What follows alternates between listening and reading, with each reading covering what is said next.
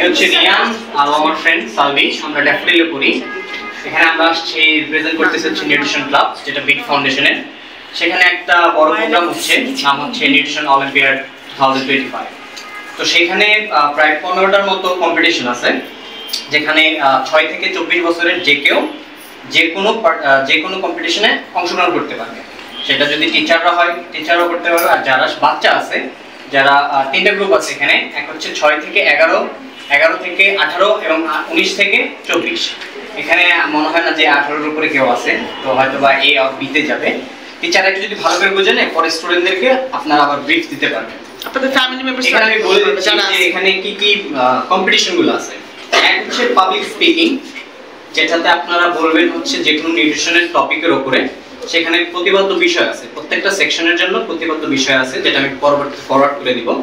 সেটা অনুযায়ী আপনাদেরকে একটা স্পিচ দাঁড় করাইতে হবে, যেটা আপনারা স্পিচ দিতে যাচ্ছেন সেরকম একটা স্ক্রিপ্ট রাখতে হবে।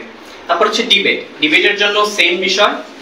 এখানে আপনাদের প্রতিবদ্ধ একটা বিষয় থাকবে, যেটার উপরে তারা কি করবে, দলগতভাবে বা এককভাবে করা যাবে না। এটা হচ্ছে ম্যাক্সিমাম 3 জনের একটা গ্রুপে 2টা গ্রুপ থাকবে, যেখানে তারা কি ডিবেট করবে কোন পার্টিকুলার টপিক নিয়ে। তারপর এখানে আছে পেইন্টিং। এখানে আমার মনে হয় অনেকেই ম্যাম বললেন যে এখানে পেইন্ট ড্রয়িং একটা কম্পিটিশন আছে। তো পেইন্টিং এ হয়তো অনেকে ইন্টারেস্টেড, তোমরা চাইলে সেখানে জয়েন করতে পারো এবং এই কম্পিটিশনে অংশগ্রহণ করতে পারো। কুকিংটা হচ্ছে যে একটা যেমন ফার্মার কি করতেছে, প্রোডাকশন করতেছে, সেটা কিভাবে আমাদের প্লেট পর্যন্ত আসতেছে, সেই পুরো প্রসেসটাই হচ্ছে। সেই যে ফুডটা আছে সেটাকে আমরা কিভাবে কুক করলে সবচেয়ে বেশি নিউট্রিয়েন্ট পাবো সেই খাবার থেকে, সেটা কিভাবে হবে, এটার জন্য একটা কম্পিটিশন।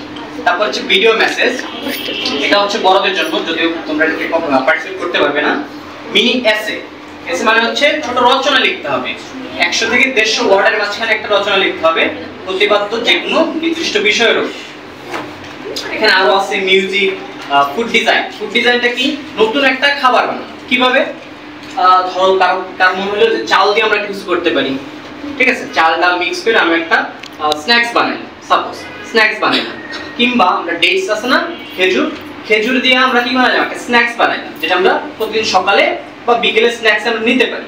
সেই জন্য যদি কারো আইডিয়া থাকে, দেন তারা এটার উপর কাজ করে একটা ফুড ডিজাইন করতে পারি। তারপর হচ্ছে open internet challenge. Open internet challenge হচ্ছে ইন্টারনেটে যে ধরনের বর্তমানে দেখবা যে কিছু বায়োস আছে, নর্মস আছে, যেগুলো আমরা মনে করি যেগুলো ভালো, মিথ্যা এক কথায় যে মনে করি ভালো কিন্তু আসলে ভালো না। আচ্ছা, এটা কি বুঝতে পারছি?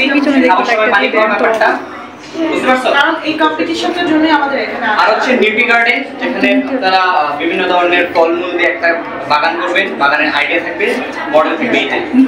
এই হচ্ছে কি আমাদের 15টার মতো কম্পিটিশন। আমরা আপনাদের প্রসপেক্টটা একটা বাইরে লাগিয়ে দিয়ে দেবো নোটিশ বোর্ডে, আপনারা একটু দেখবেন এবং যারা টিচার আছেন তারা স্টুডেন্টকে এটা একটু ভালো করে বুঝিয়ে দিবেন, যাতে তারা এটাতে অ্যাটেন্ড করার জন্য কি হয়, আগ্রহী হয়। ধন্যবাদ।